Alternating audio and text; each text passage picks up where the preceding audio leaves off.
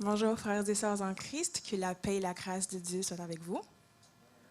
C'est encore un privilège et une joie d'adorer et d'être avec vous ce matin, vous qui êtes ici en présentiel et vous qui nous suivez en ligne.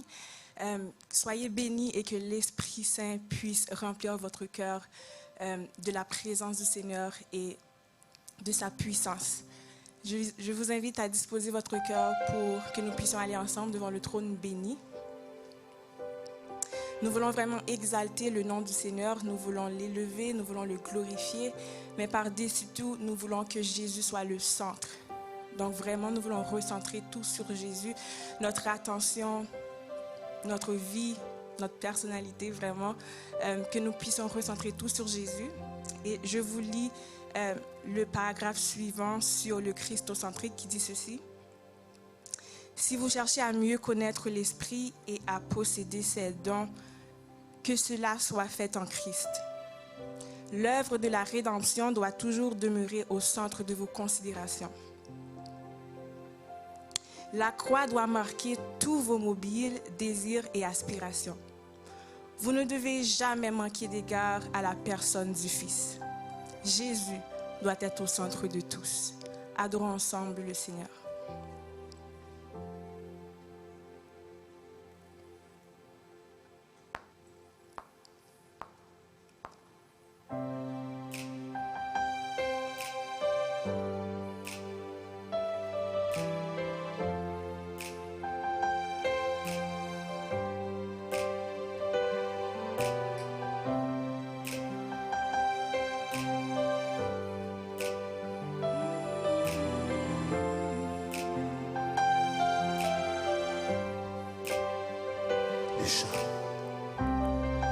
Le chant terminé, le rideau retombe, je viens simplement porter mon offrande, car j'ai le désir de réjouir ton cœur. Je t'apporte plus qu'un beau chant. J'apporte bien plus qu'un chant. Chanter ne suffit pas pour répondre à ton appel. Les apparences sont trompeuses. Les apparences sont trompeuses. Tu vois bien au-delà. Au-dessus son de mon cœur. Je reviens au cœur de la louange pour tout centrer sur toi. Centré sur toi, Jésus. Centré sur toi. Oui, je renonce. Oui, je renonce à tous mes faux semblants pour tout centrer sur toi. Centré sur toi, Jésus.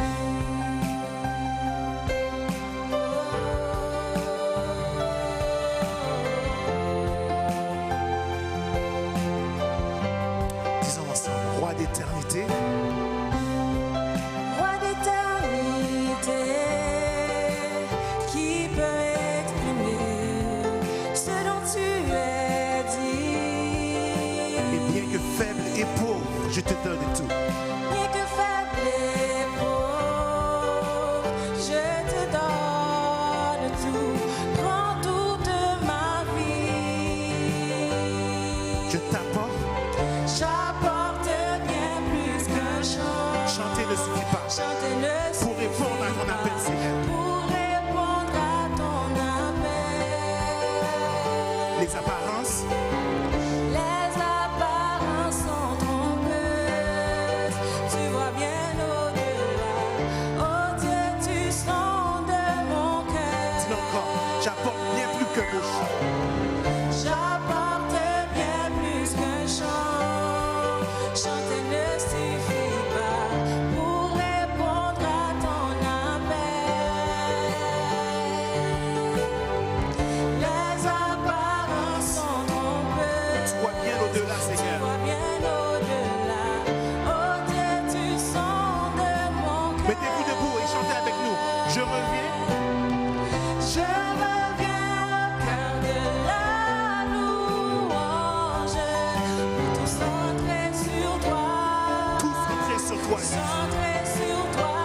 je renonce à mes faux semblants. Oui, je renonce à tous mes faux semblants pour tout centrer sur toi. Centrer sur toi. Dis-le encore une fois. Je reviens. Je reviens au cœur de l'adoration pour tout centrer sur toi. Centrer sur toi, Jésus. Oui, je renonce à tous mes faux semblants pour tout centrer sur toi. Centré. Centrer sur toi, Jésus. Centrer sur toi. Centrer sur toi. Pour tout centrer sur toi, Jésus. Centrer sur toi, Jésus. Pour tout centrer sur toi. Centrer sur toi. Pour tout centrer sur toi, Jésus.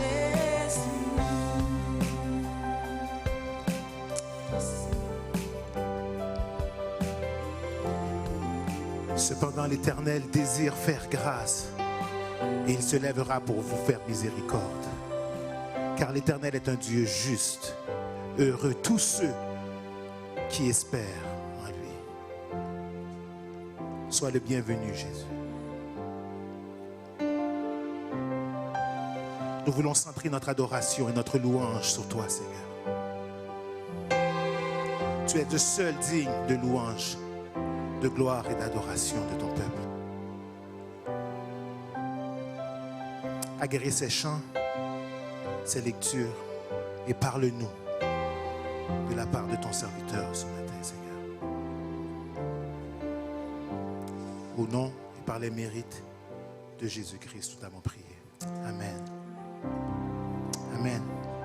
Quelle joie d'être dans la maison du Seigneur ce matin, de voir tant de si beaux visages prêts à adorer le Seigneur, car il mérite l'adoration de son peuple. C'est vraiment une joie pour nous d'être parmi vous ce matin. Vous en présentiel, vous à la maison, soyez bénis de la part de notre Seigneur et Sauveur Jésus-Christ. Nous vous souhaitons la bienvenue ici à Emebo. Nous allons continuer notre adoration en faisant une lecture qui sera projetée pour vous. Cette lecture sera dans le psaume 46.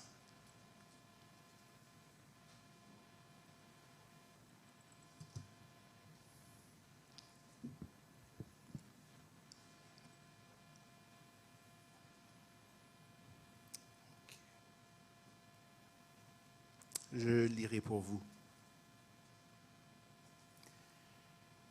Dieu est pour nous un refuge et un appui, un secours qui ne manque jamais dans la détresse.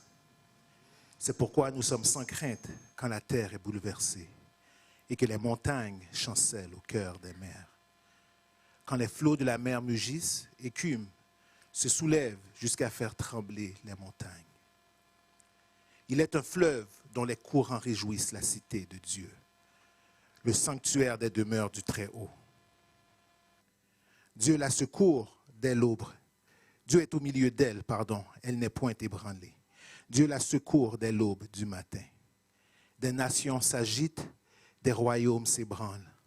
Il fait entendre sa voix. La terre se fond d'épouvante. L'Éternel des armées est avec nous. Le Dieu de Jacob est pour nous une haute retraite. Venez, contemplez les œuvres de l'Éternel, les ravages qu'il a opérés sur la terre. C'est lui qui a fait cesser les combats jusqu'au bout de la terre. Il a brisé l'arc et il a rompu la lance. Il a consumé par le feu les chars de guerre. Arrêtez et sachez que je suis Dieu. Je domine sur les nations, je domine sur la terre. L'Éternel des armées est avec nous. Le Dieu de Jacob est pour nous une haute retraite. Amen. Amen. L'Éternel des armées est avec nous, Emebo. Le Dieu de Jacob, notre Dieu, est pour nous une haute retraite. Mon assurance est en Christ seul. Les Égyptiens mettaient leur assurance sur leurs chars, leurs arcs. Le monde met son assurance sur les biens matériels, sur les positions. Mais nous regardons à Christ. Notre assurance est Christ. Et c'est lui que nous voulons élever. C'est lui que nous voulons glorifier ce matin. Mon assurance est en Christ.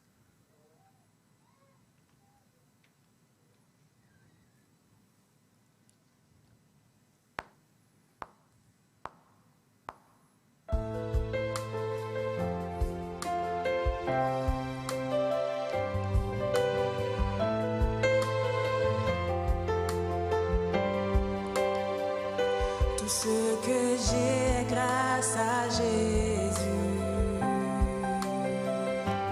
Oui, ses promesses sont pour moi, car il a payé ma rançon. Une fois pour toutes, pour ma liberté, mon assurance est en Christ, en sa justice, et non la mienne. Oui, mon espoir. Et mon espoir est en son nom, sa bonté Et règne Dieu, et durera jamais.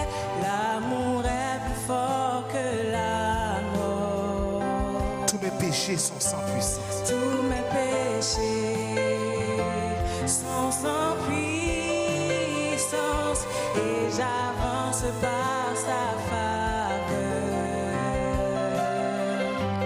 Grâce infinie, ô mon salut.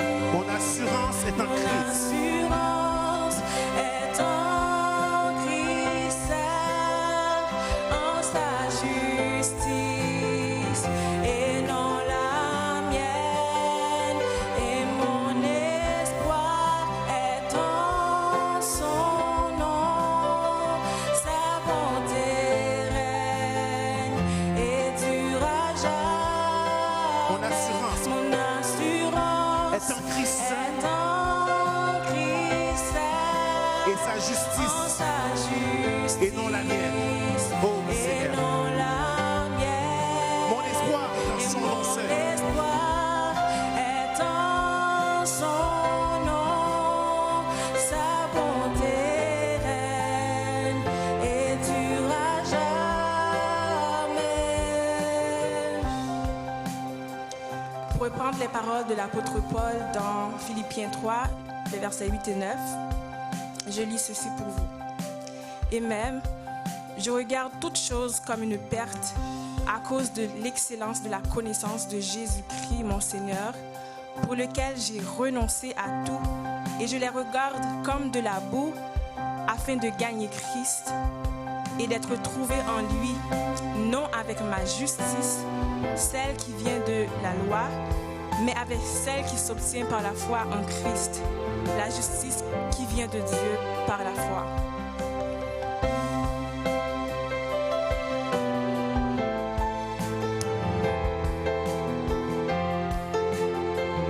Allons à précieux sang de l'agneau.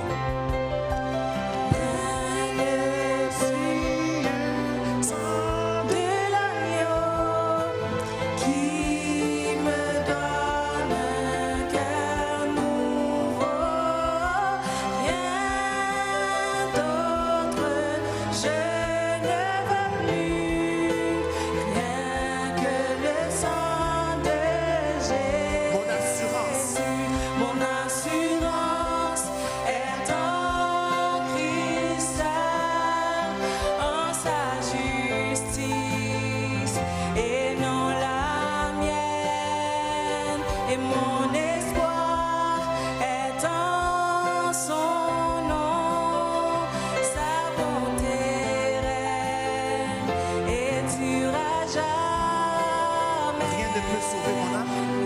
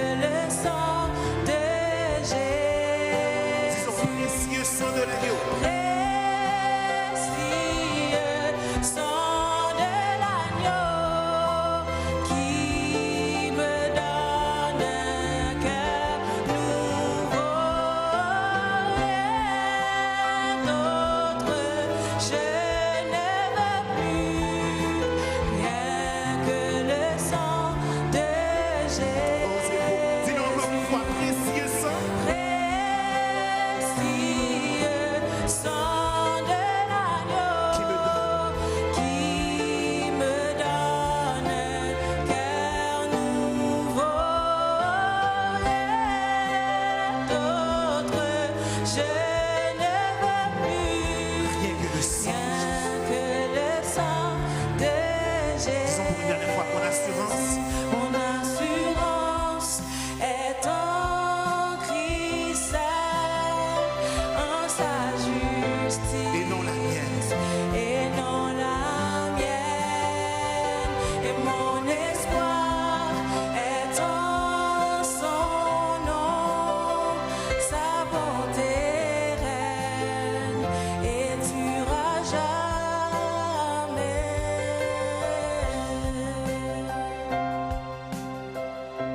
Mon assurance est en Christ seul, en sa justice et non la mienne. Vous savez, il n'y a rien que vous pouvez faire sur cette terre qui vous permettra d'avoir accès à la présence de notre Dieu, si ce n'est le sang du précieux agneau de Jésus, de Dieu, Jésus-Christ, mort pour nous. Amen, amen. Quel privilège, quelle joie, quel honneur de savoir qu'il nous a aimés. Il nous a aimés le premier. Il nous a aimés jusqu'à la croix. Et en son nom, nous avons la victoire. Dans le nom de Jésus, le nom, le seul nom, glorieux nom de Jésus. Amen. J'étais brisé, vide et sans espoir. Seigneur, ta grâce m'a trouvé, m'a restauré. Je n'ai rien à moi, mais tel que je suis, tu me libères. Ô grâce infinie de notre Dieu, qui un jour m'a sauvé.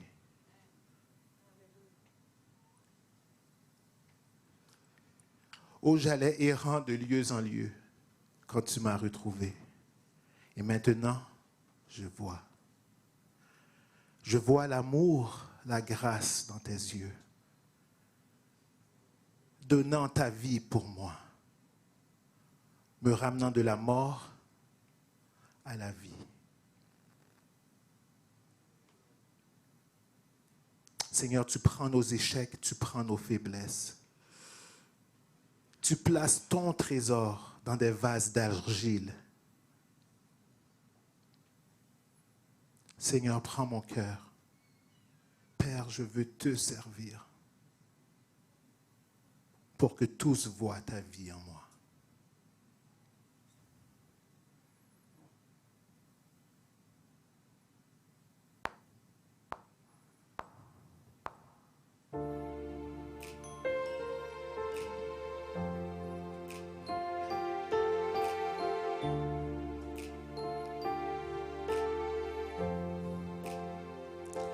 J'étais brisé, vide et sans espoir.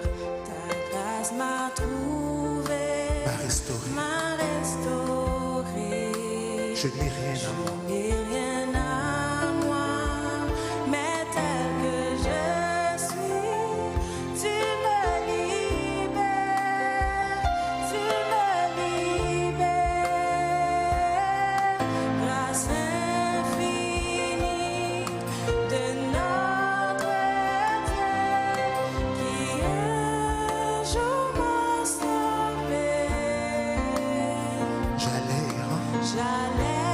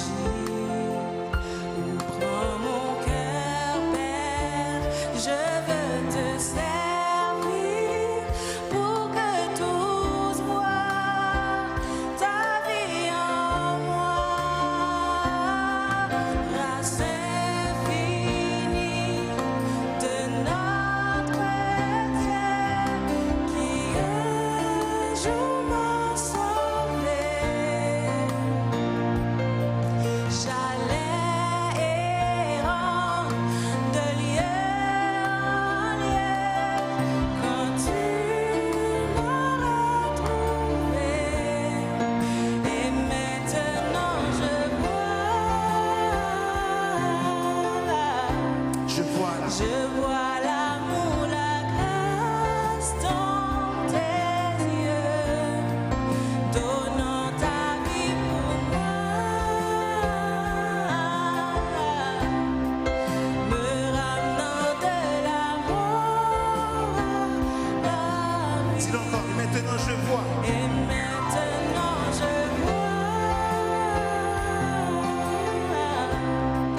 je vois l'amour, la grâce dans tes yeux, donnant ta vie pour moi, me ramenant de la mort à la vie.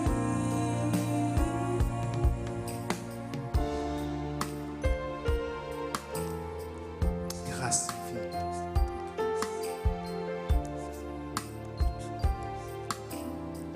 Merci Seigneur.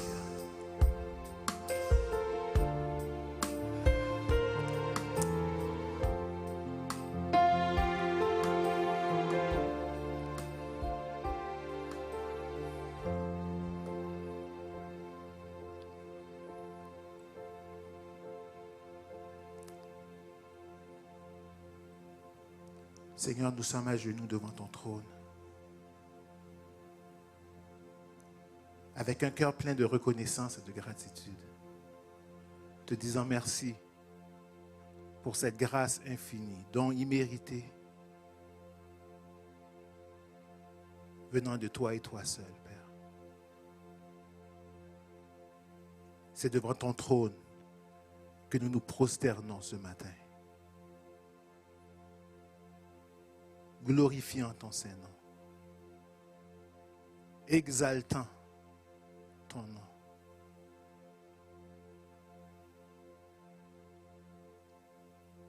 Devant le trône. Oui, devant le trône.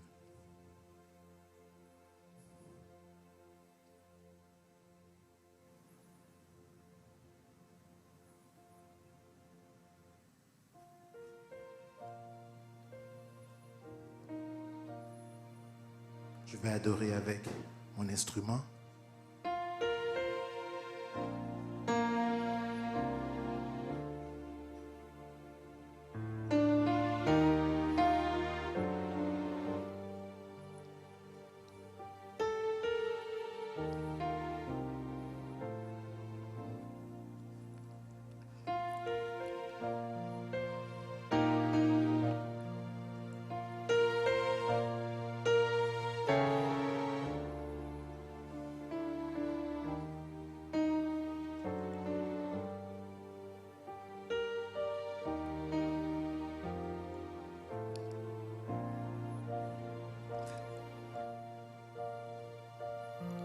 Devant le trône du Très-Haut, mon défenseur saura plaider. Cet avocat s'appelle amour, il intercède pour moi toujours. Mon nom est gravé sur ses mains, mon nom est inscrit sur son cœur, puisqu'il défend ma cause au ciel. Nul ne pourra me condamner, nul ne pourra me condamner.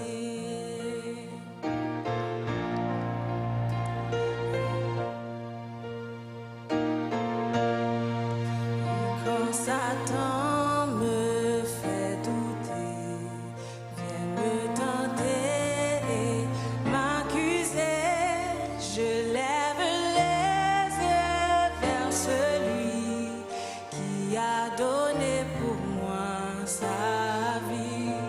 Mon sauveur était innocent, sa mort me rend la liberté, puisqu'il défend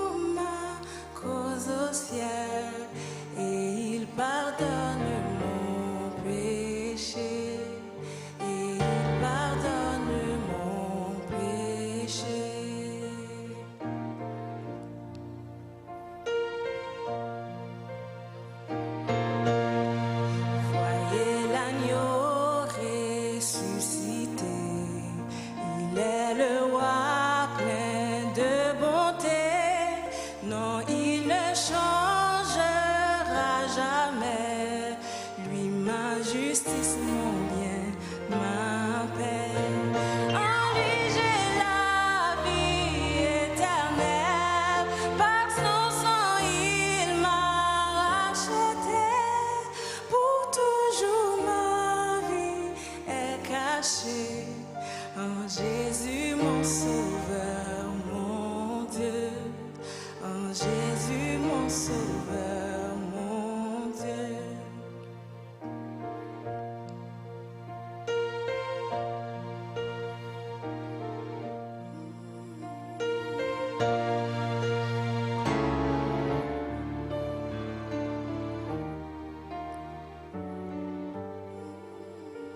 Reprenons le troisième couplet. Voyez l'agneau ressuscité, il est le roi plein de bonté. Non, il ne changera jamais, lui ma justice, mon bien, ma paix. En lui j'ai la vie éternelle, par son sang il m'a racheté. Pour toujours ma vie est cachée en Jésus mon sauveur, mon Dieu. En Jésus mon sauveur, mon En lui, en lui, en lui. en lui j'ai la vie éternelle, par son sang il m'a racheté. Pour toujours ma vie est cachée en Jésus mon sauveur, mon Dieu. En Jésus mon sauveur, Mon Dieu. mon Dieu. En Jésus mon sauveur, mon Dieu.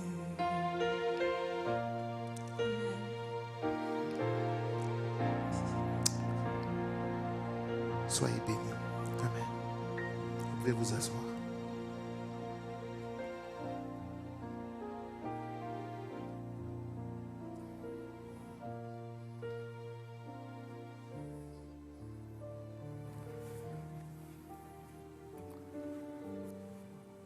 Vous n'avez peut-être pas la voix mélodieuse de notre sœur Lounia et peut-être la droitie de notre frère Élie, mais la réalité est la même. En Jésus, nous avons la vie éternelle. Et ceci pour chacun d'entre nous qui croit en lui et qui mettons notre foi en lui. Avant de faire la prière d'intercession, je vous invite, vous, assis ici ou debout, ou à la maison. J'aimerais vous voir à la maison, vous joindre avec les enfants, avec toute la famille et prier. Prier, intercéder pour votre famille, pour vous-même, avant que moi je vienne et intercéder pour les besoins de notre Église, pour nous tous ensemble. Prions.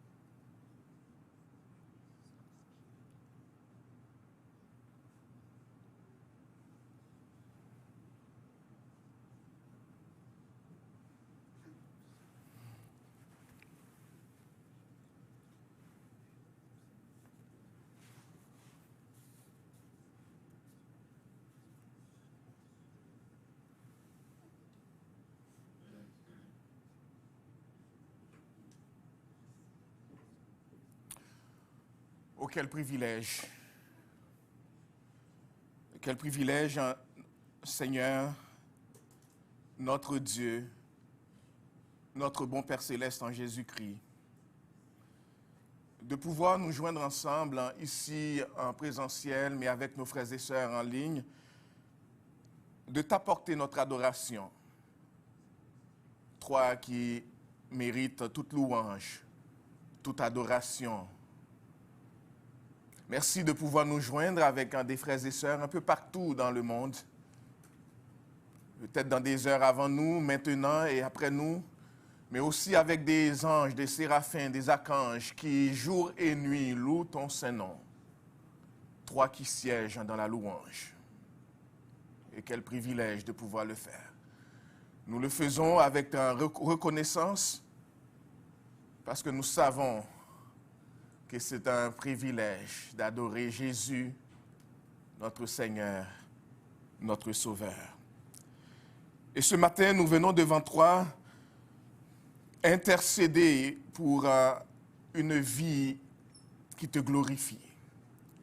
Parce que nous voulons vivre pour te plaire. Nous voulons être agréables à tes yeux. Nous voulons marcher dans ta voie. Nous prions, Seigneur, pour notre progrès dans la sanctification. Nous prions pour que nous cessions d'être inquiets, d'être anxieux, que nous cessions d'être arrogants, d'être amers, désobéissants à ta parole, mais qu'au contraire, Seigneur, que nous soumettions toute notre volonté, tout notre être, toute notre âme à ton Saint-Esprit et nous laisser guider par ton Esprit. Fais-nous grâce au Seigneur de grandir dans la foi, de grandir dans la sagesse, dans l'obéissance, dans la crainte de ton Saint-Nom, la crainte du nom de Jésus.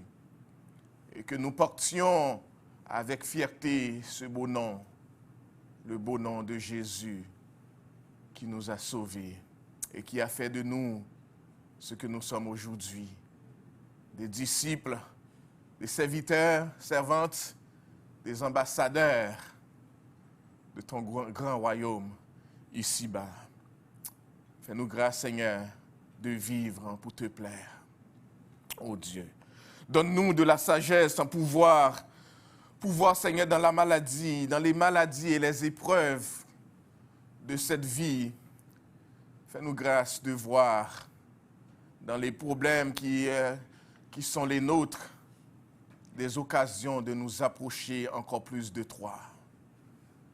Des occasions de nous tourner à toi et pour crier à ton aide, à ton secours et pour totalement dépendre de toi. Parce que sans toi, nous ne pouvons rien faire. Sans toi, nous ne sommes rien. Et lorsque tu envoies, Seigneur, tu permets des maladies ou des situations difficiles, donne-nous cette sagesse de ne compter que sur toi. Et éloigne de nous tout esprit qui voudrait nous faire croire que c'est parce que tu nous abandonnes. Au contraire, tu nous aimes tellement que des fois tu permets des situations difficiles parce que tu veux nous approcher de toi. Tu veux nous voir retourner à toi et dépendre de toi. Et ouvre nos yeux spirituels. Donne-nous l'entendement, le discernement pour comprendre que nous avons besoin de toi et en toutes circonstances. Fais-le, Père, pour la gloire de ton Saint-Nom. Fais-nous grâce de reconnaître, d'attendre à ta providence, d'attendre à ton secours. Que les faibles, que les pauvres, que les démunis se tournent vers toi, toi qui fortifies, toi qui élèves, toi qui bénis, toi qui nourris, toi qui sanctifies. Fais-nous grâce d'attendre à toi, ô Père, et que ceux que tu as déjà relevés vivent en action de grâce, vivent dans la reconnaissance en sachant que c'est toi qui nous as relevés. Quand nous étions à terre, quand nous étions, Seigneur, loin de toi, tu as été nous chercher et tu as restauré notre vie. Et nous voici devant toi en louange et en action de grâce, en reconnaissance pour le grand Dieu que tu es et pour ce que tu fais. Garde-nous, Seigneur, de l'impureté. Donne-nous un cœur qui vit dans la pureté, contre l'immoralité, contre la drogue, contre la pornographie, contre toute forme d'impureté sexuelle et de compromis avec ce monde. Donne-nous, Seigneur, de vivre pour toi. Libère-nous de toutes ces chaînes, Seigneur, qui nous gardent loin de toi et qui nous empêchent de nous épanouir dans notre communion, relation avec toi. Fais-le pour la gloire de ton Saint-Nom. Donne-nous, Seigneur, de reconnaître notre besoin de pardon en Jésus. Accorde-nous de l'endurance dans la foi, la persévérance malgré les circonstances difficiles. Ô Dieu, développe en nous le fruit de l'Esprit. Donne-nous, Seigneur, de vivre dans l'amour, la joie, la paix, la patience, la bonté, la bienveillance, la douceur.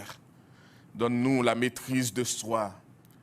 Et protège-nous, Seigneur, contre la jalousie, contre l'impureté, la débauche, l'idolâtrie, la magie, la haine, les querelles, les disputes inutiles. Aie pitié de nous, Seigneur. Aide-nous à développer, à avoir, à nourrir l'amour du prochain, à venir en aide à ceux qui autour de nous ont tant besoin de l'aide, Seigneur. Et garde-nous de tomber en tentation. Garde-nous de succomber, Seigneur, aux différentes tentations qui viennent sur notre chemin. Mais de compter sur ta grâce, Seigneur, pour endurer même les situations les plus difficiles et tenir ferme en comptant sur ta grâce. Visite, ô Père, nos malades pour un toucher béni de toi. Console, ô Dieu, les cœurs affligés et fais grâce. Relève les personnes tombées, les personnes chutées, les personnes loin de toi, Seigneur. Ramène-les à toi pour t'adorer. Sois avec nous, avec nos sœurs, Seigneur, à Emebo comme ailleurs, qui portent un bébé. Nous prions pour une grossesse bénie que tu amènes à terme et pour des enfants qui naîtront en santé. Touche et bénis et visite les parents qui élèvent des enfants, surtout des jeunes enfants, et pour qui cette période peut être difficile au niveau de sommeil, au niveau de fatigue. Nous prions, Seigneur, que tu renouvelles leurs forces et que tu donnes, Seigneur, de voir ta bénédiction dans leur vie. Donne-leur, Seigneur, d'investir dans la vie de ces enfants que tu appelleras à te louer, à te glorifier et à être des ambassadeurs et ambassadrices pour toi dans ce monde. Ô Père, nous prions aussi pour que nos enfants croissent à tous égards.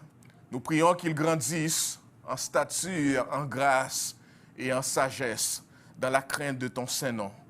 Nous prions que dès leur jeune âge, que tu les appelles déjà à te servir, qu'ils vivent, Seigneur, sous l'autorité de Jésus-Christ, qu'ils soient obéissants, non seulement à leurs parents, mais à toi qui les appelles. Que tu les appelles déjà à faire une différence dans ce monde, Seigneur, où tu les places, dans leur salle de cours, Seigneur, dans la famille, partout où tu les places. Que ta bénédiction soit sur eux, que ta bénédiction soit visible dans leur vie. Je connais entre autres, Seigneur, ceux qui passent par des difficultés, qui ont des difficultés d'apprentissage. Nous prions, Seigneur, que tu fasses provision pour eux, qu'ils ne connaissent pas de l'échec, mais au contraire, Seigneur, qu'ils connaissent le succès. Que nos enfants ne soient pas la queue, mais la tête, parce qu'ils sont des enfants de Jésus-Christ, pour qui tu as investi, Seigneur, ta vie. Donne-nous, Seigneur, de t'honorer à tout point de vue. Merci d'accueillir les dîmes et les offrandes que nous apportons à la maison du trésor. Nous prions, Seigneur, que tu nous donnes d'être reconnaissants, de savoir que c'est toi qui as fait provision pour nous, non seulement pour la santé, mais aussi pour un emploi. Et que nous revenions, Seigneur, avec reconnaissance, apporter dans la louange et dans la joie et en adoration les dîmes et les offrandes. Pour que, Seigneur, les pasteurs que tu places, qui enseignent ta parole, Seigneur, et les gens, Seigneur, notre bâtiment, et que, Seigneur, la richesse que tu envoies ici soit bien utilisée pour la gloire de ton Saint-Nom et pour la bénédiction de chacun d'entre nous. Envoie une parole pour nous ce matin. Investis de ton serviteur, de ton Saint-Esprit, qu'il parle sous l'autorité de ton Saint-Esprit et que cette parole vienne nous rejoindre dans nos besoins. Non pas que ça coule sur nous, mais que cela nous transforme de manière à mieux te connaître, pour mieux te servir. C'est notre prière devant toi, ô Père, par les mérites de notre Seigneur et Sauveur Jésus-Christ, lui qui vit dans l'unité avec toi et avec le Saint-Esprit, au siècle des siècles. Amen. Amen. Amen. Écoutons les annonces de la semaine.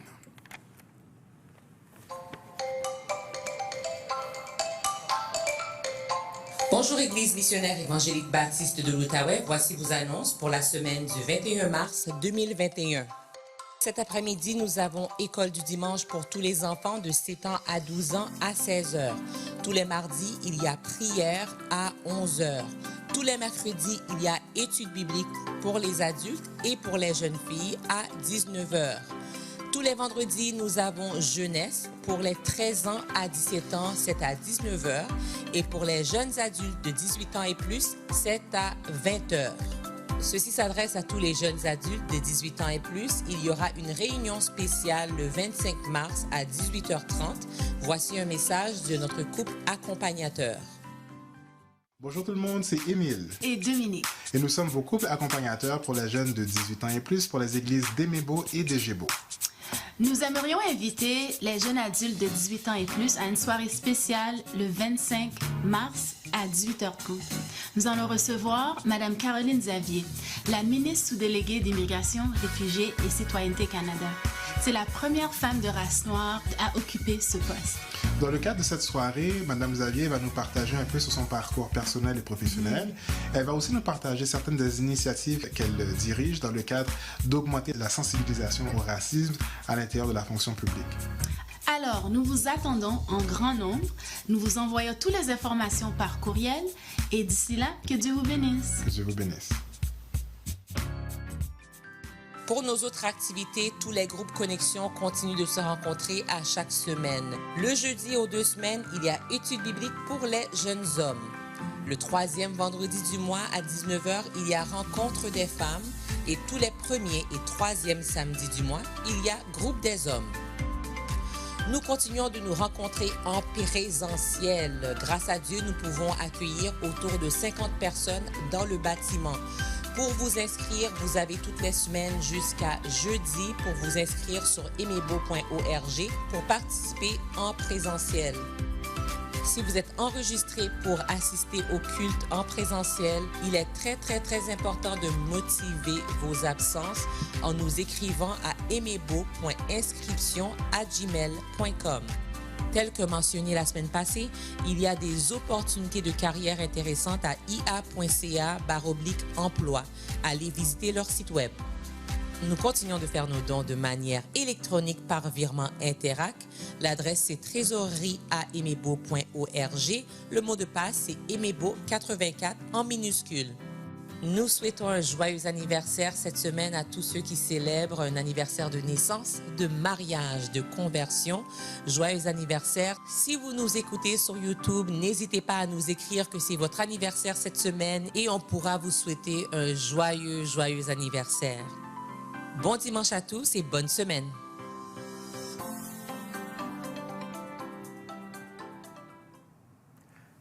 Bonjour, je vous invite à ouvrir votre Bible à Ésaïe chapitre 30.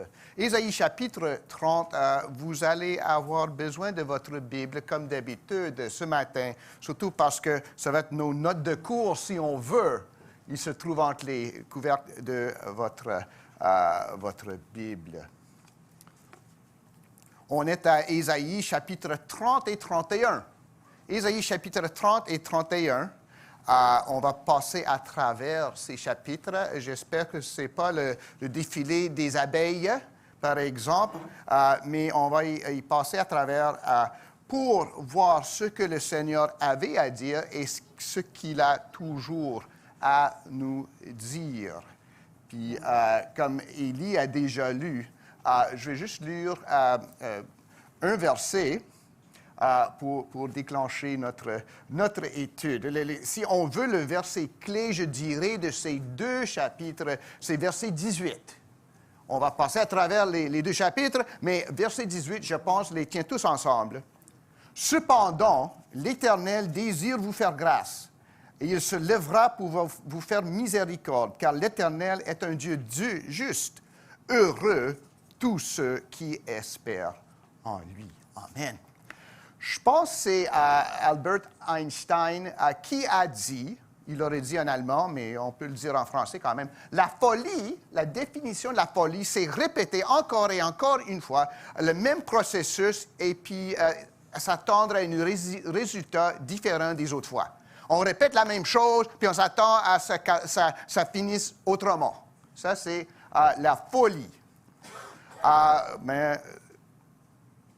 M. Einstein, Dr. Einstein, l'aurait peut-être appris de la Bible, parce qu'on voit ici le peuple de Dieu, Juda ici, les tribus au sud qui restent fidèles à Dieu, font la folie. Ils répètent encore une fois le même erreur. Puis peut-être vous vous reconnaissez là-dedans. Moi, bien souvent. Juda continue de répéter la même rébellion, la même infidélité envers Dieu. Des idoles, des alliances avec les païens, préférer les paroles douces plutôt que la parole de l'Éternel qui fait mal de temps en temps. Et Judas pense que ça va, cette fois-ci, enfin, ça va bien fonctionner. Les autres fois, je sais que ça allait de mal en pis, c'était le déboire, là, mais cette fois-ci, ça va fonctionner. C'est ça. Mais combien de fois est-ce que nous tournons le dos à Dieu, s'attendant à ce qu'il bénisse notre rébellion cette fois-ci? Je sais bien que la parole dit ceci, puis je sais bien, mais je vais faire ça quand même, puis Dieu va me bénir parce qu'il est comme ça, il me bénit, parce qu'au cœur, ça m'y mou, là. Je veux ça, donc Dieu va bénir ma rébellion ici, cette fois-ci. Puis on l'injure lorsqu'il ne nous bénit pas, à la place, ça va de mal en pis. Et on redouble l'effort. OK, on va faire 2 fois plus que ce qu'on faisait à travers avant, puis ça va réussir. Puis c'est l'échec 2 fois plus pire qu'avant. Combien de fois, par exemple, est-ce qu'on retourne au péché desquels le Seigneur nous a sauvés, à ceux qui nous faisaient mal, au lieu de rester avec et en Dieu? Isaïe va encore une fois prononcer le malheur. Pendant cette section-là que Pasteur Arsène et moi enseignons d'à peu près de 28 à 35, il y a 6 malheurs. Malheur, malheur, malheur, malheur. Puis ce n'est pas que Dieu injure sur son monde. Il dit, regardez ce que vous faites. Ben là, ça va mal finir. Jésus disait la même chose aux gens de son temps à lui. Malheur à vous, parce que vous ne suivez pas la voie du Seigneur. Ici, Isaïe prononce le malheur contre ceux qui cherchent à en incenser ailleurs qu'auprès du Saint d'Israël. Est-ce qu'il nous dit à nous malheur ce matin? Dans ces 2 chapitres ici, Isaïe souligne l'infidélité délibérée de Judas. C'est un choix exprès. Il va aussi souligner, plus important, la fidélité non méritée de Dieu envers son peuple élu. Et aussi la réponse de ceux qui ont cette espérance en l'Éternel. On va faire une lecture dirigée, si on peut. On va passer à travers ça pour expliquer ça, parce que je pourrais vous donner les 3 principes, si vous voulez, mais vous ne voulez pas m'entendre. Il faut entendre ce que Dieu dit à travers Isaïe. Mais en toute chose, comme dans tout le livre d'Ésaïe, on nous présente le Dieu qui est souverain. Puis c'est la folie d'aller chercher ailleurs nos désirs à la place de se présenter devant le Dieu souverain qui est saint, le Saint d'Israël, le souverain qui va faire, c'est lui le Dieu d'histoire, des nations, des peuples, de toi. Puis il va faire selon son désir. Puis Ésaïe nous présente ça comme le seul espoir qu'ont le peuple de Dieu. Donc, que le Seigneur nous bénisse à travers notre étude. On va aller au premier diapositive de notre enseignement. Cependant, Ésaïe commence ici avec l'infidélité insensée qui fait tomber le peuple. Malheur, dit l'Éternel. Vous avez votre Bible en main, je le vois là, ou peut-être vos cellulaires, au pire aller. Puis on commence, chapitre 30, verset 1. Malheur, dit l'Éternel, aux enfants rebelles qui prennent des résolutions sans moi et qui font des alliances sans ma volonté pour accumuler péché sur péché. Comme on a dit, si on veut le mot, puis c'est souvent dans la Bible, lorsque nous étudions notre Bible, à chercher les mots répétés. Parce que bien souvent, pas tout le temps, mais bien souvent, ce sont des mots-clés. Ici, dans la prophétie d'Ésaïe, le saint d'Israël est clé. Celui qui est saint comparé aux nations et à Israël dans ce cas-ci. Il est différent, il est séparé, il est à lui-même, mais il nous appelle à lui. Il est saint. Mais ici, là, aussi un mot répété, comme on l'a dit, c'est malheur. Il disait avant aux nations païennes qui l'ont entouré Israël, maintenant il l'adresse au peuple de Dieu même. Malheur à vous si vous faites ces choses-là, ou malheur à vous parce que vous faites les choses-là. Parce que bien souvent, la punition du péché, c'est dans le péché même. Si Satan, il n'a pas besoin d'être smart, lui, là. Il fait juste répéter les mêmes choses, puis pour lui, ça marche. Peut-être c'est un insensé. Mais il traite avec du monde insensé. Donc ici, c'est malheur, malheur, malheur.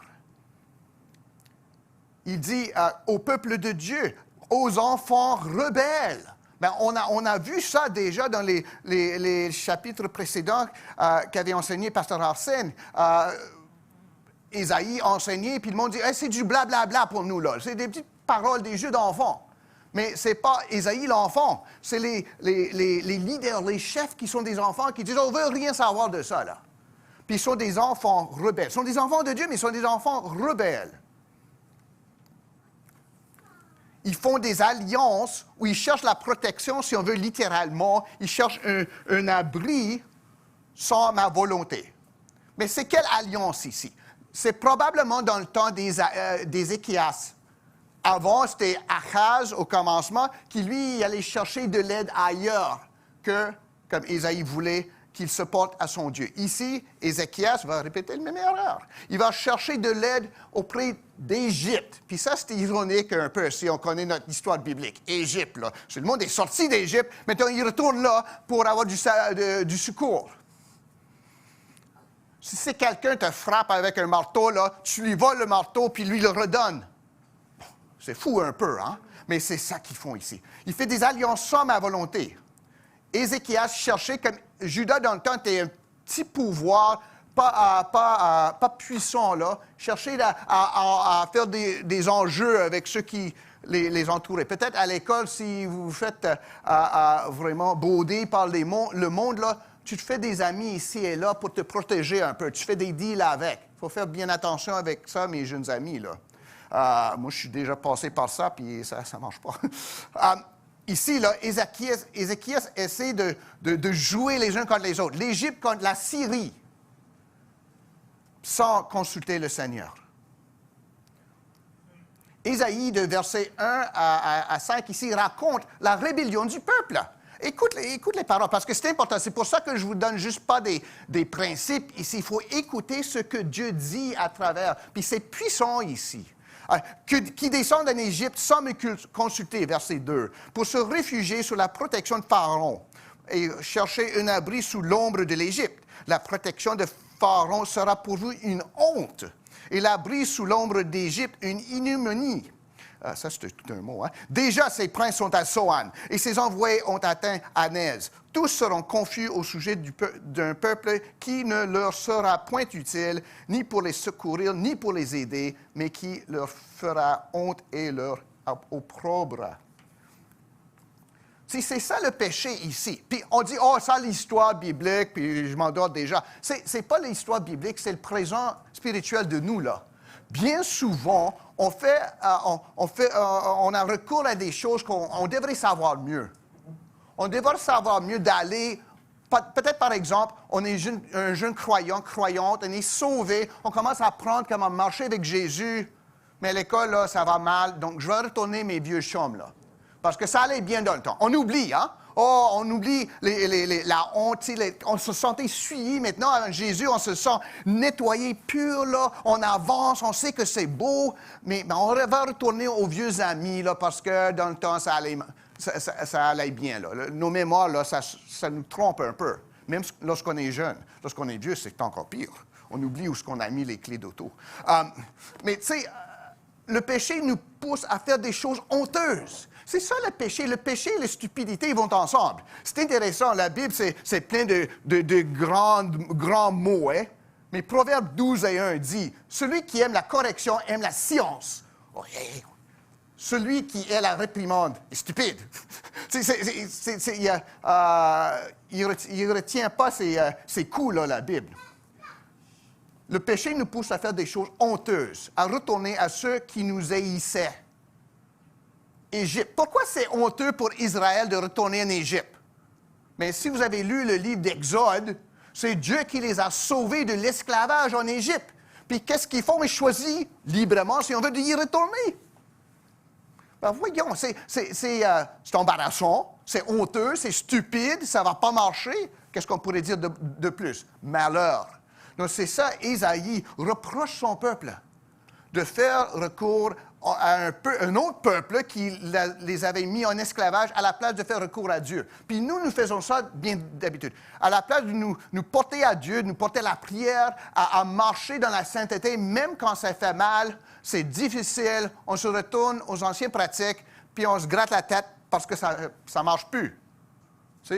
J'étais sorti de ça, puis comme dit l'apôtre Paul, je me suis retourné comme un chien à son vomissement.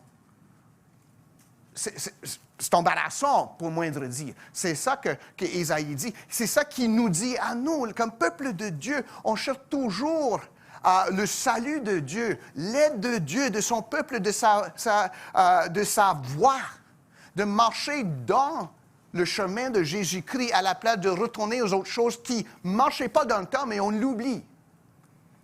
Mais c'est ça que dit Ésaïe à Judas. Puis continue ici, puis ça devient encore plus intéressant. Verset 6. Sentence des bêtes du midi. Ah là, des bêtes qui parlent maintenant. Ésaïe parlait à des bêtes, maintenant à des bêtes qui parlent. Sentence des bêtes du midi, à travers une contrée de détresse et d'angoisse, d'où viennent la lionne et le lion, la vipère et le dragon volant. Ils portent à dos d'âne leur richesse et sur la bosse des chameaux leur trésor, à un peuple qui ne leur sera point utile, car le secours de l'Égypte n'est que vanité et néant. C'est pourquoi j'appelle cela du bruit qui n'aboutit à rien. Ça, c'est... Encore une fois, il parle de quoi ici? C'est important, on ne peut pas dire, je comprends la Bible, parce qu'il parle des chameaux, il n'y a pas de chameaux là-dedans. Ce qui arrive là, c'est Israël envoie ses richesses envers Égypte pour faire alliance avec eux. Les leaders d'Israël se portent à ceux qui les avaient mis en esclavage avec ce qu'ils avaient pour les donner aux Égyptiens. Quand Israël est sorti d'Égypte, qu'est-ce qu'ils portaient avec eux? Les richesses de l'Égypte. Maintenant, volontairement, il dit, oh Dieu, non, tais-toi Dieu, je vais m'en occuper. Là. Je vais monter sur mon chameau, puis je vais porter toutes les richesses de retour où ce qui y était d'avant. Puis on voit ici que même si les leaders ne s'en rendent pas compte, les bêtes disent, ben là, vous, là, qui vous êtes sur moi, là, je vais vous conter une histoire ici. Nous traversons le désert, le danger, nous évitions même les autres adversaires comme les éviter, le peuple de Dieu, en quittant pour la liberté Égypte, nous retournons à l'esclavage, à un peuple qui ne nous sert à rien et nous leur payons pour qu'ils ne fassent rien pour nous.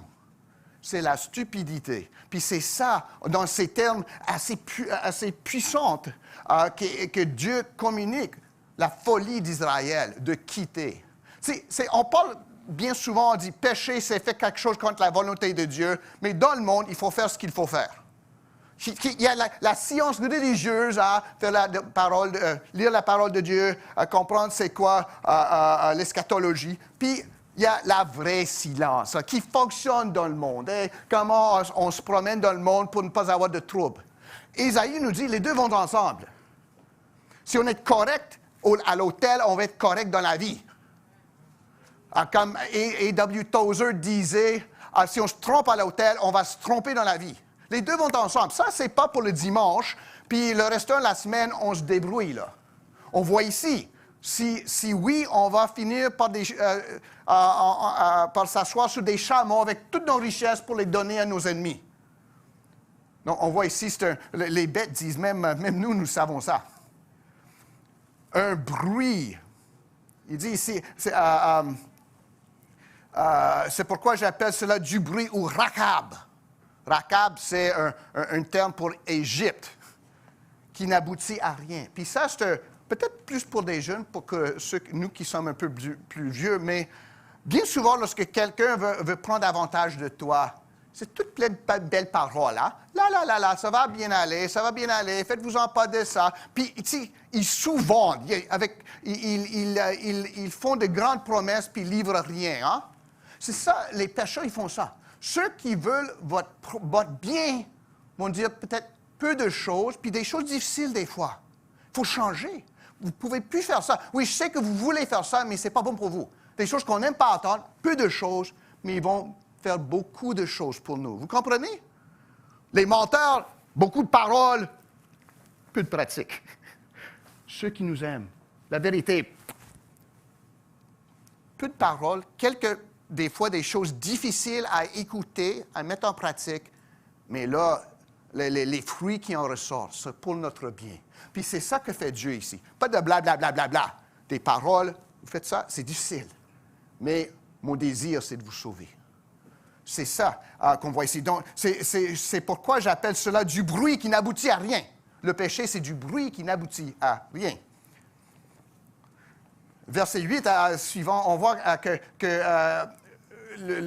l'Éternel dirige Ésaïe, va maintenant écrire ces choses devant eux sur une table. Vous avez toute votre Bible, j'espère. OK.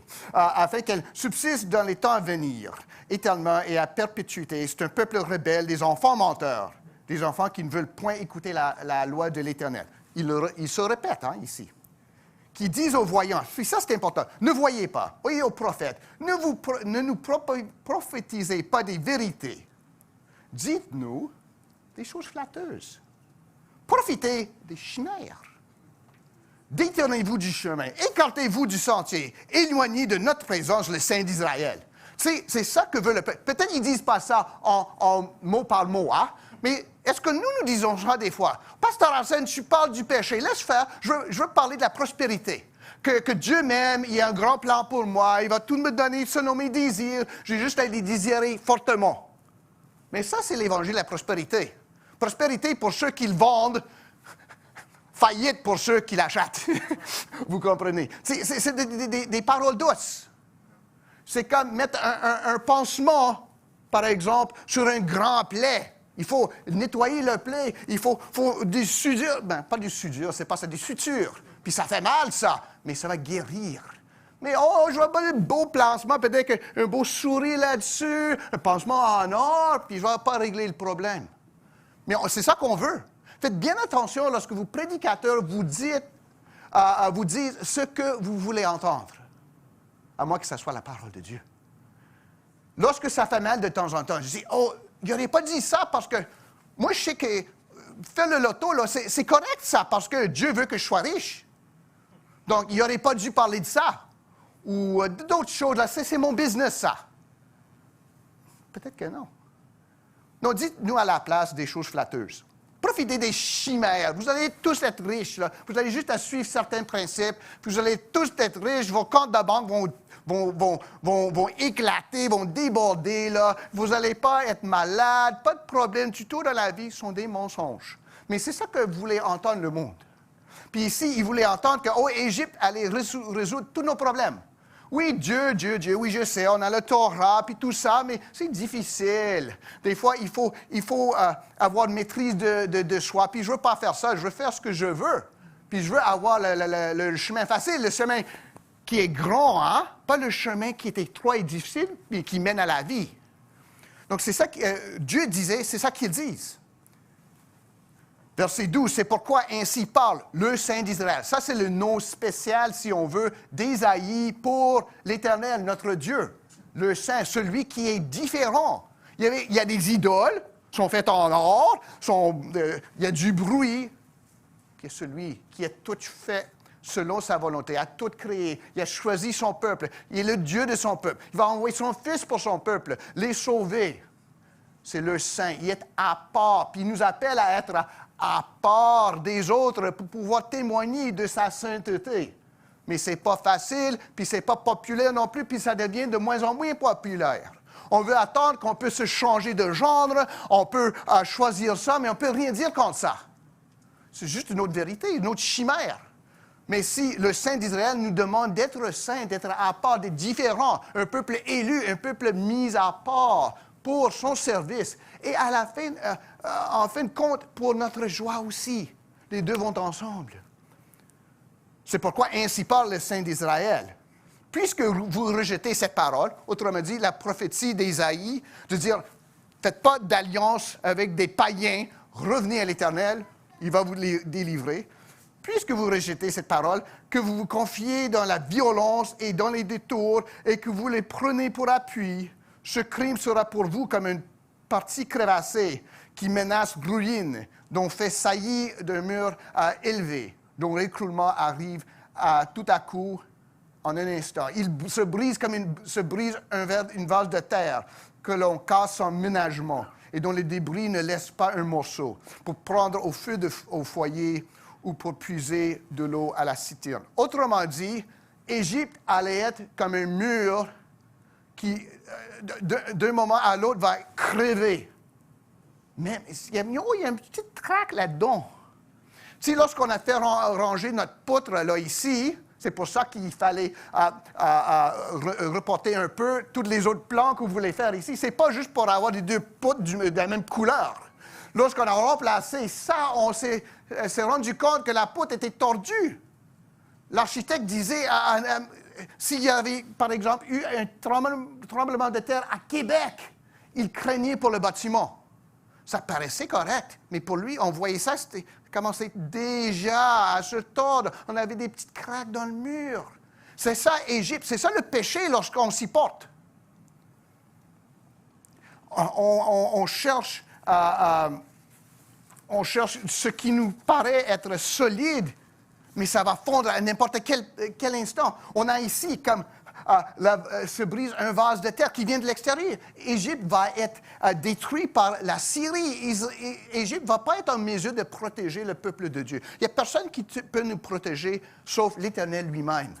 Puis on voit ici comme ce potier élargi. Alors on a parlé on a discuté au long là, de notre petit groupe la semaine passée, là, ici, nous, à l'hôpital. Mais c'est le terme ici, c'est l'Éternel qui fait toutes ces choses. Puis on voit qu'Égypte, ce n'est pas le mur qu'avait construit l'Éternel. Car, verset 15, ainsi a parlé l'Éternel, le Seigneur, l'Éternel, le Saint d'Israël. Seigneur. On appelle Jésus combien? Souvent Sauveur, mais plus souvent, il est Seigneur parce qu'il est Dieu. Ainsi a parlé le Seigneur, l'Éternel, le Saint d'Israël. C'est dans la tranquillité et le repos que sera votre salut. Dans le calme et la confiance que sera votre force. Si Dieu recommande la paix et la patience, la dépendance de lui, mais non, nous cherchons toujours des réponses vite, cheap, qui vont fonctionner d'ici au lendemain.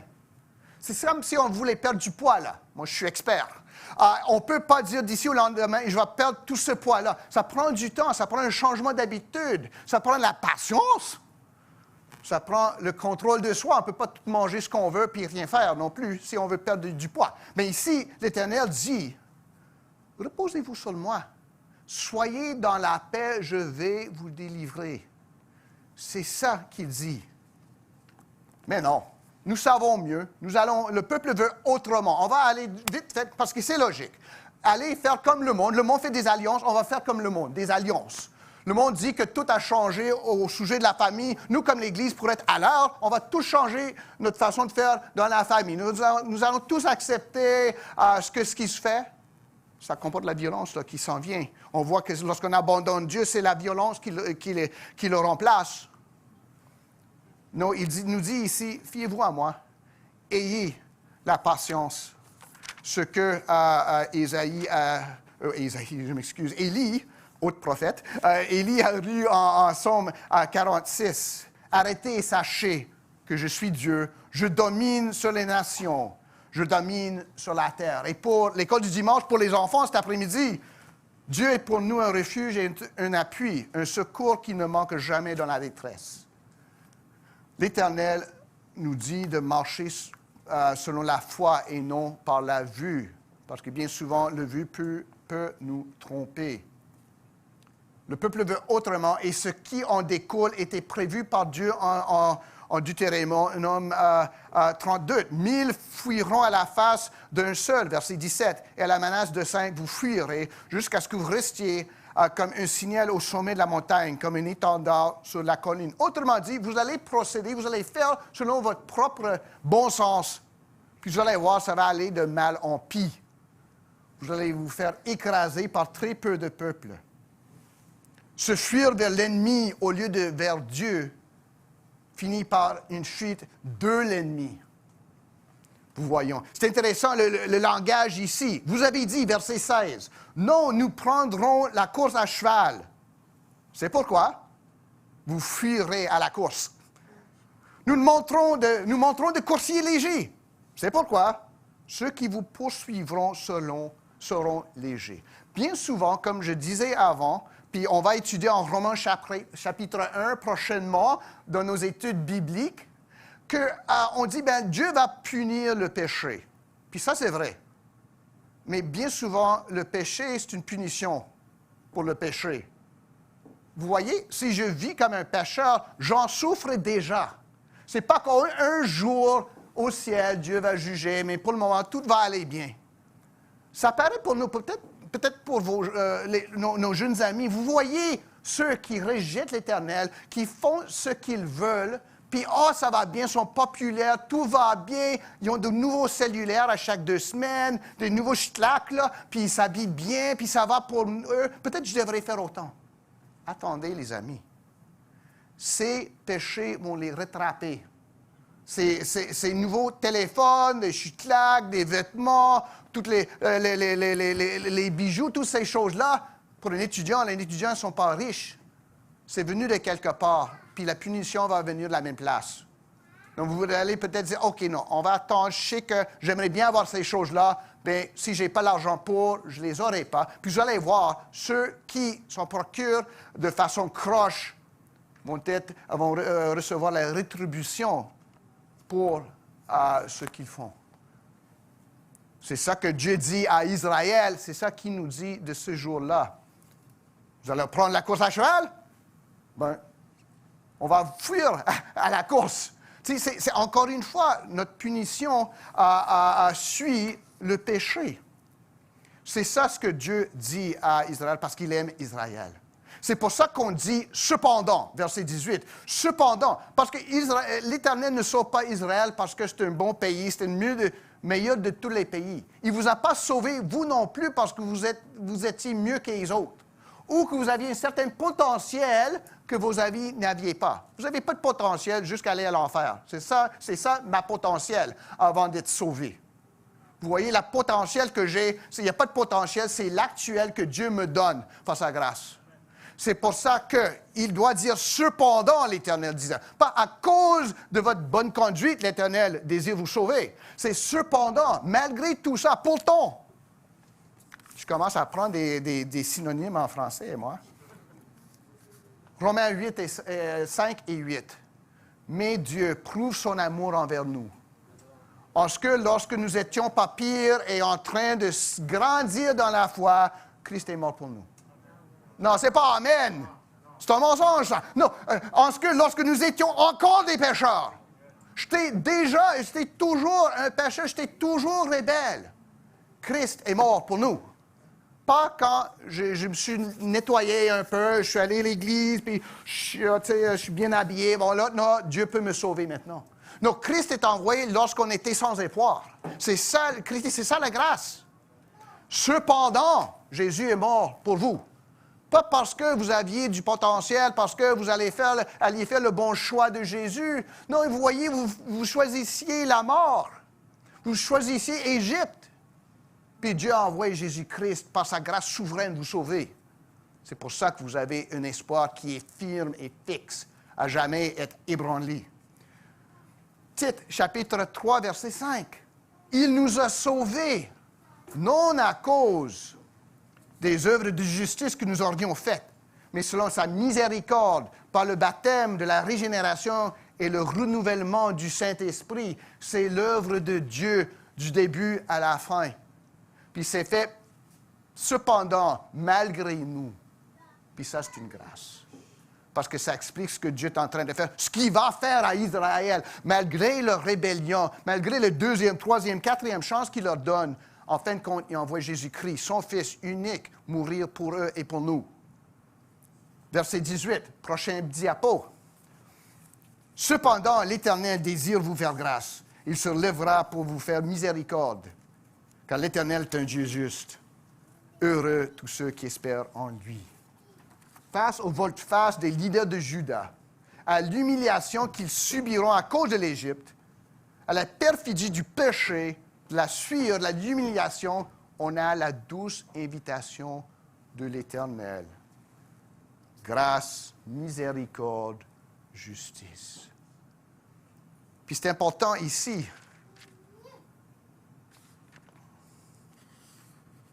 L'Éternel désire vous faire grâce. Oh, qu'on donne une chance à pauvre Jésus. Jésus aimerait nous sauver, mais il a besoin de mon approbation, pauvre Jésus.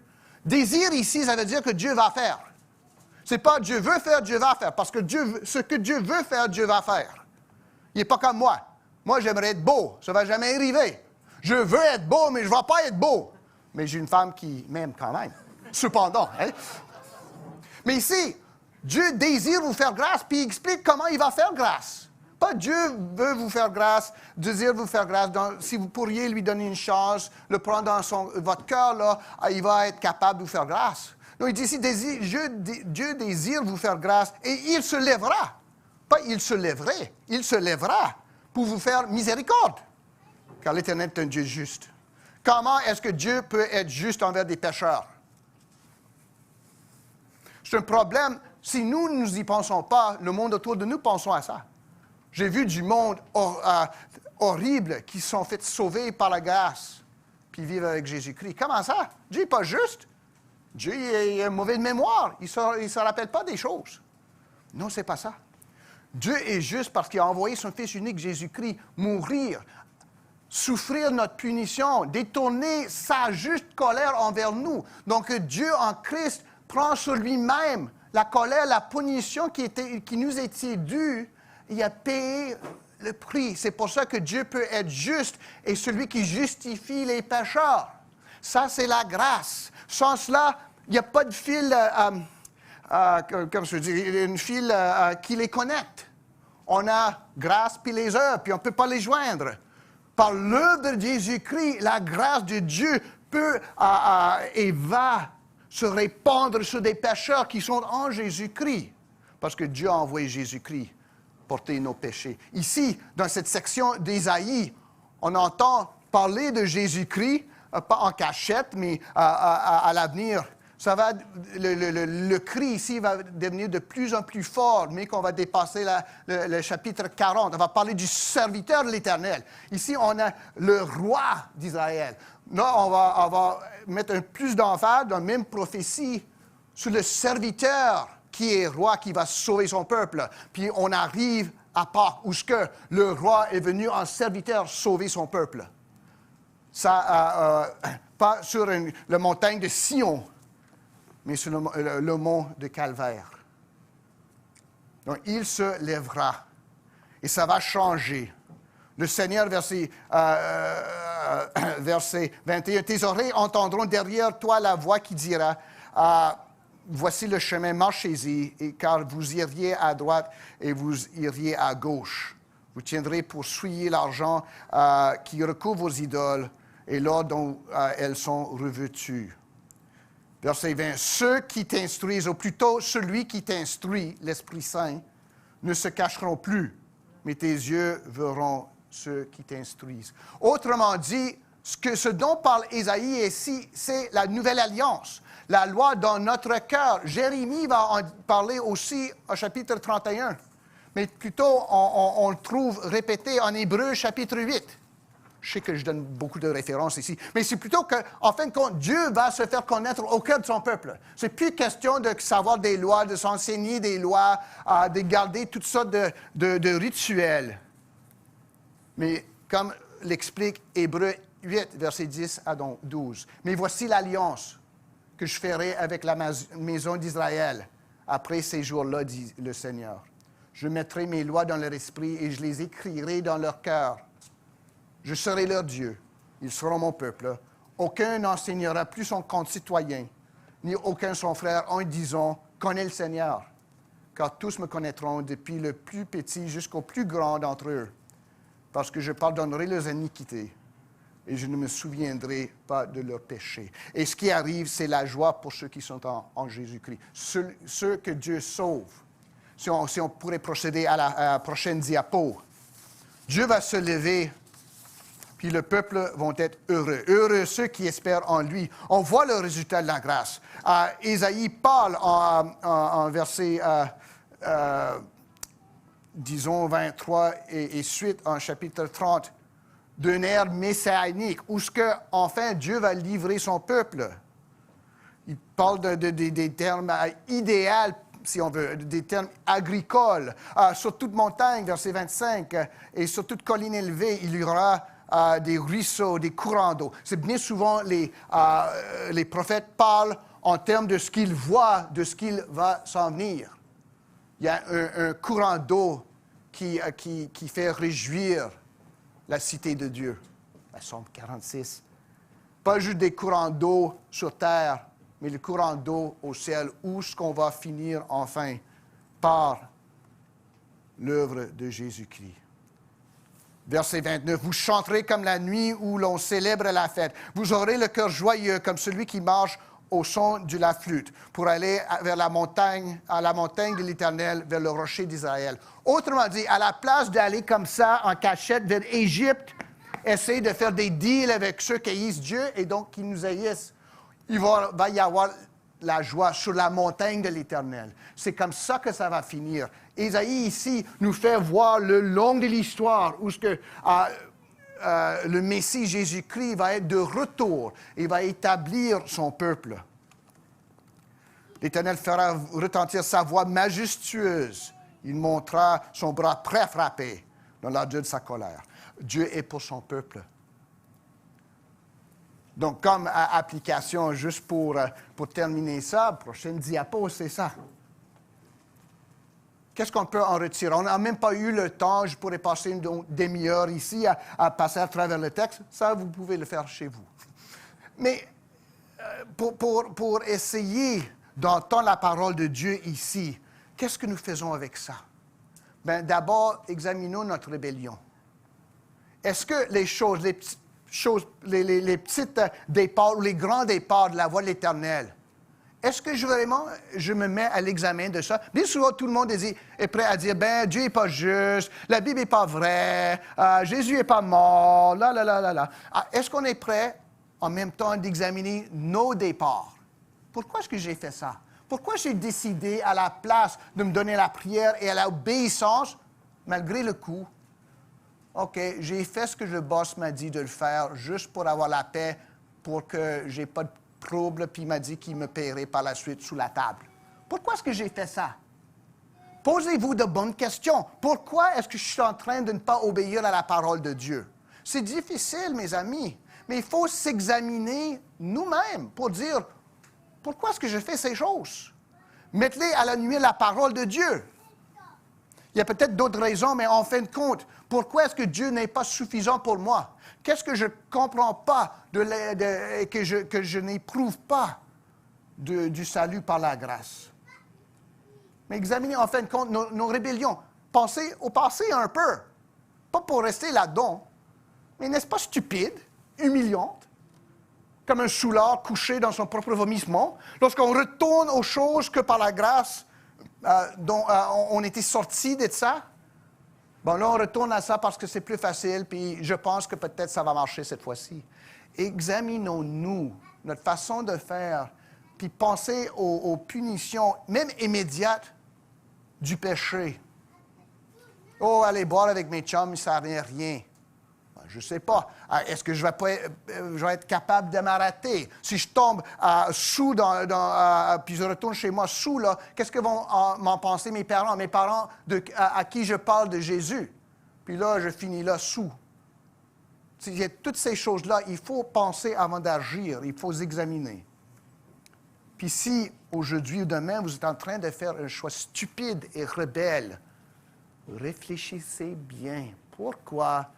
quelles vont être les retombées et comment est-ce que le Seigneur pourrait autrement vous livrer de ça. Donc, première application.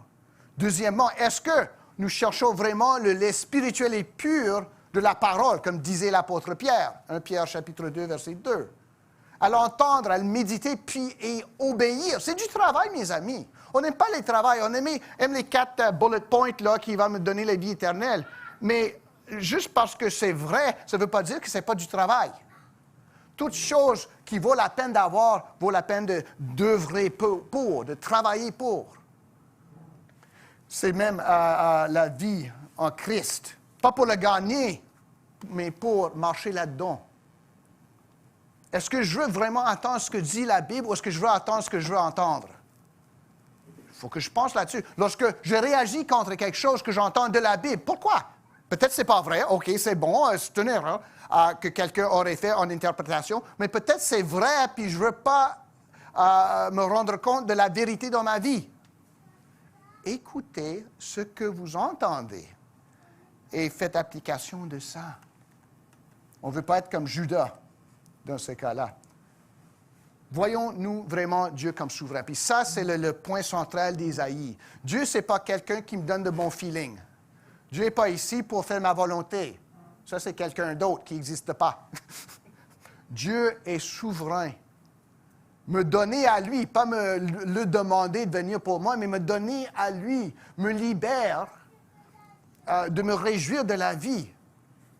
Lequel de mes chefs, mes idoles, mes richesses, est-ce que je mets avant Dieu?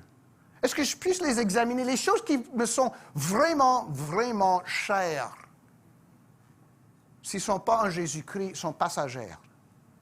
Il faut les examiner. Tout ce que la Bible nous demande, c'est d'être honnête avec nous-mêmes.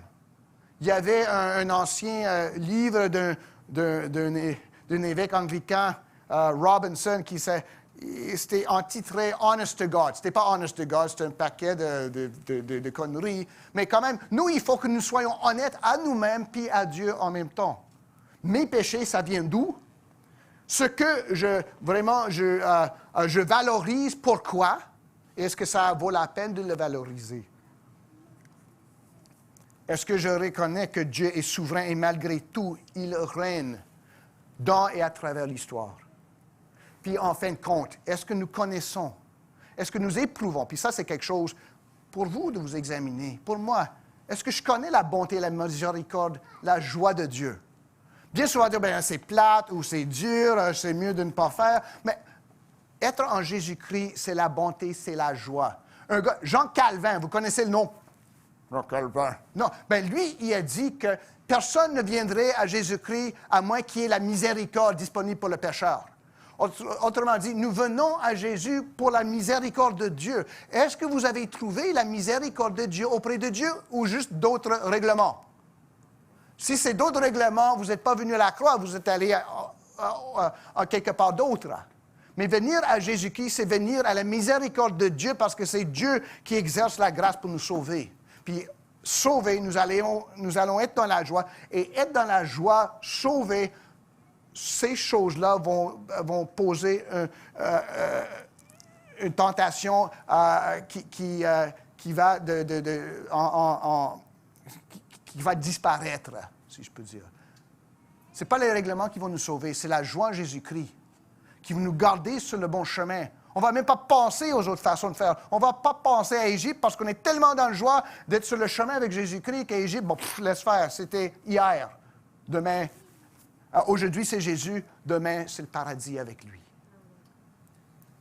C'est ça à quoi Ésaïe nous appelle. C'est ça, j'espère, mes amis, dont vous réjouissez. Puis si ce n'est pas le cas aujourd'hui, le Seigneur vous appelle toujours. Il désire vous sauver. Il va vous sauver. Bon, venez à lui. Épargnez du temps, là, et de l'effort, de la rébellion, de l'embarras, de l'humiliation. Venez à lui et réjouissez-vous en lui, en Jésus-Christ, qui aime des pécheurs, s'est livré pour son peuple. Amen. Prions ensemble.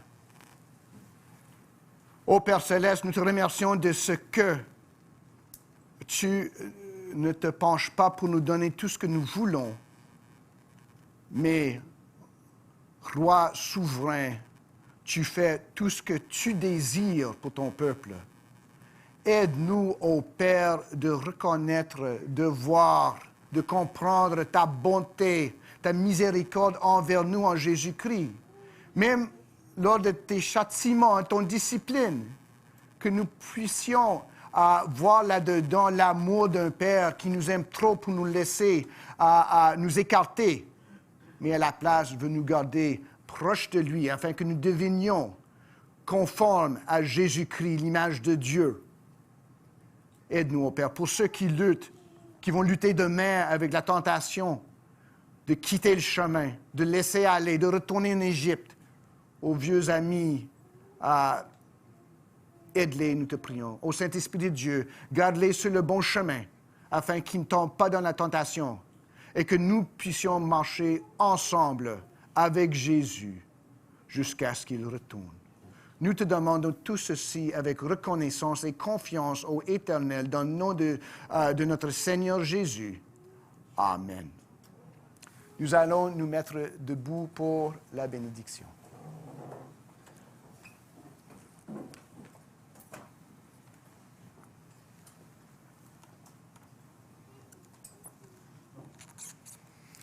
Que le Dieu de paix, qui a ressuscité du séjour des morts, le bon berger Jésus-Christ, celui qui nous a inclus dans la nouvelle alliance avec la loi sur notre cœur, que ce bon Dieu, par son Saint-Esprit, puisse nous guider dans l'obéissance, dans la joie, jusqu'à ce que Jésus revienne et que notre témoignage puisse être une lumière reflétée à ceux qui nous entourent, pour la gloire de Jésus et pour le bien-être pour ceux qui est mort. Allons dans la paix du Seigneur. Amen. Puis je vous rappelle, nous le savons tous, les amis, lorsque nous quittons, les contraintes, les consignes restent en vigueur.